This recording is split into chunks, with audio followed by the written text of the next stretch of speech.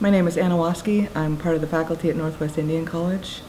I teach environmental science, biology of place, indigenous engineering, and data literacy. And my interest in forest farming really began when I was reading about the forest gardens in the Canadian what's now Canada, First Nations, Coast Salish First Nations. It was a really amazing example of how our relationships with plants can lead to diversity and abundance and food sovereignty and security. And so a lot of that knowledge was disrupted and disconnected during colonization. And some of it is preserved in our languages and stories, and a lot of it has gone back into the land. And we're trying to reconnect with that understanding of how to generate or establish or cultivate communities of rooted relatives that can support the whole ecosystem, right? Like not just the humans, but all the non-human relatives, and really increase the access to a lot of important Coast Salish foods and medicines for our elders and community members, because a lot of these, like our elderberry and our huckleberry and our camas, are disappearing, right, from overharvesting and invasives and development, and that's really putting a lot of strain on our tribal communities, not having access to those important foods and medicines. And so we're our plan at Northwest Indian College, I'm the co-advisor for our Forest Garden Club, and we have a small forest garden that's full of, again, native Coast Salish foods, medicine, ceremonial, and utility plants. And then we're developing garden areas to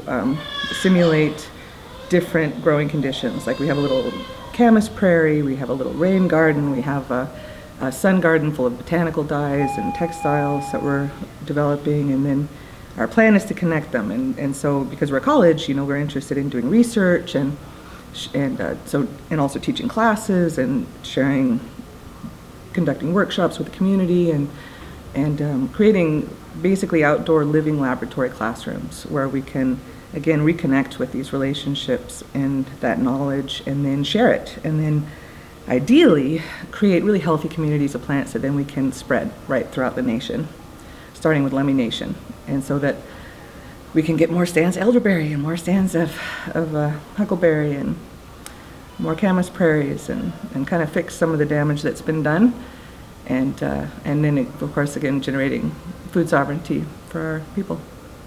My name is Michael Beck. I'm part of Silvatica Forest Farm. It's a 62-acre farm, mostly deciduous forest in eastern Kentucky, near Berea. And my entry into forest farming was through the mushroom realm. We've been growing mushrooms outdoors for going on 8 years now. We're adding indoor production as well. And it's sort of like stemmed off from there, a lot of natural building, a lot of like tree work, tree nurseries, and my wife is an herbalist, so we're growing a lot of medicinal herbs to go into value-added products. And we're adding silvopasture and alley cropping as well, a lot of regenerative farming techniques, and really just trying to grow food and medicine in a good way. Hello, my name is Will Lewis. This is my wife, Erica Lewis, and our daughter, Hazel Lewis, Hazel May. I work for the U Mountain Center. It's out of Pocahontas County, West Virginia. We're a nonprofit organization. We do a lot with farmer outreach, technical assistance.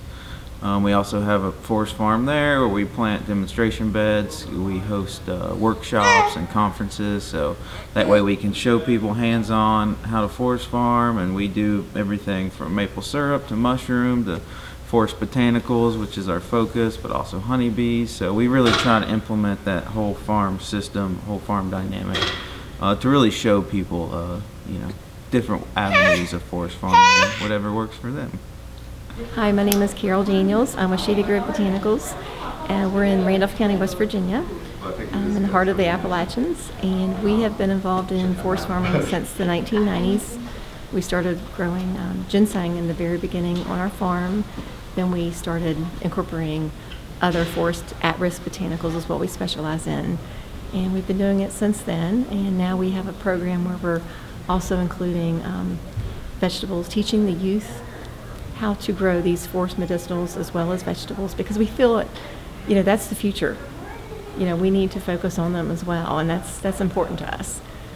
Yeah, my name's Jim Hamilton. I'm the County Extension Director in Watauga County in northwestern North Carolina. So I work with NC State. I'm a field faculty member.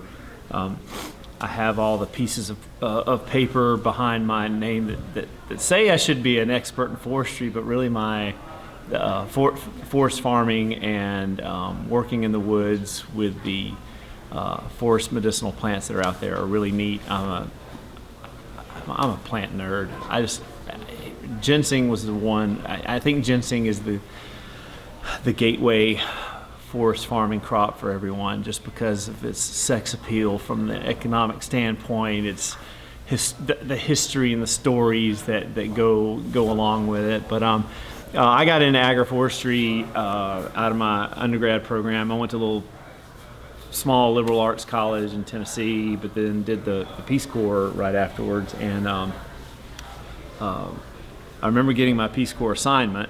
And back then there was no internet. I didn't get it via email. It came in a big package, and I opened it up and said, "You're going to be an agroforestry extension agent." I was like, "What the heck is that? What does that mean?" So after 2 years in Paraguay, learning about alley cropping and learning how to graft and learning about some of the native medicinal plants that the locals use. So it was a weird, almost like a crash course in ethnobotany plus agroforestry plus tropical forestry.